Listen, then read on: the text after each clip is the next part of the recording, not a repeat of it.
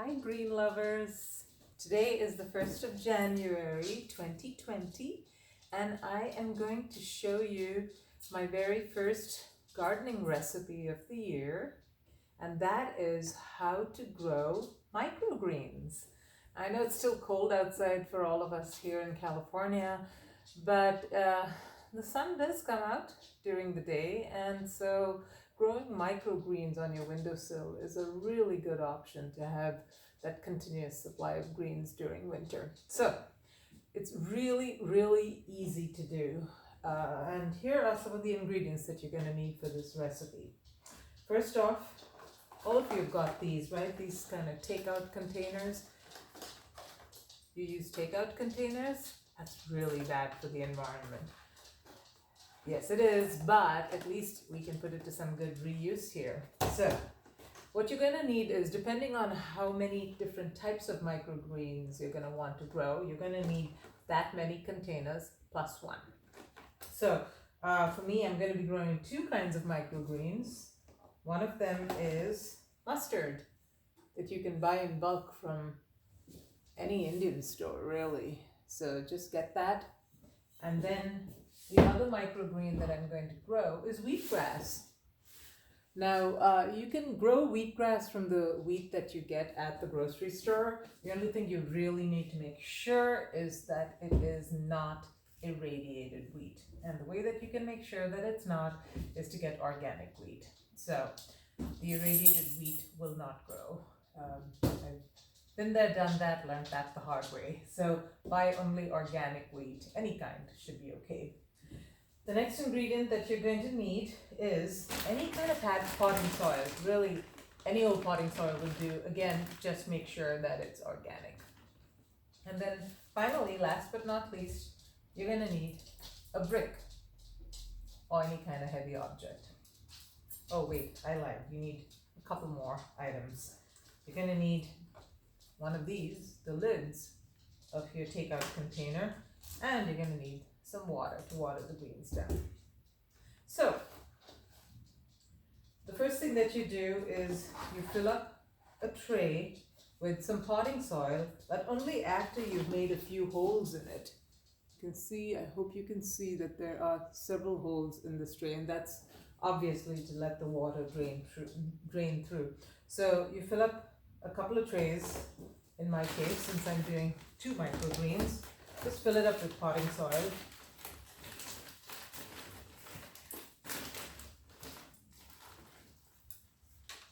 Go, and then kind of pat it down so that it's smooth and there are no gaps. Microgreens are going to grow pretty high intensity, so you really want to have the soil firmed up as even as possible. So the next thing that you're going to do is put your microgreens on. So let's start with the mustard seed. Now, for a container of this size, I'm going to have to figure out here how much we'll need, but you're going to need to grow it really, really densely. So, I'm going to sprinkle it on, like really densely.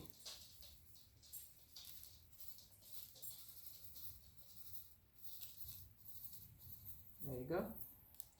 So, that's what I've done. And then I'm going to take the wheat. I'm going to do the same thing with the wheat. We'll grab some wheat and lay it on really, really thick. Another handful right here. I think that should be good. Now, after you do this, just make sure that they're not like sitting one on top of the other, because then they may grow too thickly, but I think this is about good. And then the last thing you need to do is water it down really, really well. You want the entire soil to be damp.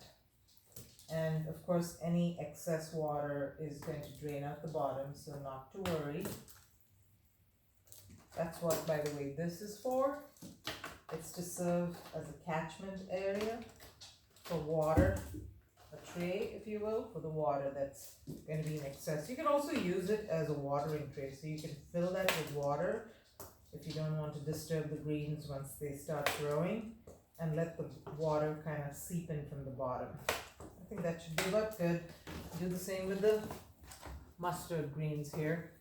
Get them all nice and wet. Now remember that seeds need to be wet to germinate. If they dry out, they will not germinate. So you want to make sure that they are soaking wet and that the soil which they are pressed against, remember pressed against, there has to be contact with that soil in order for them to actually grow.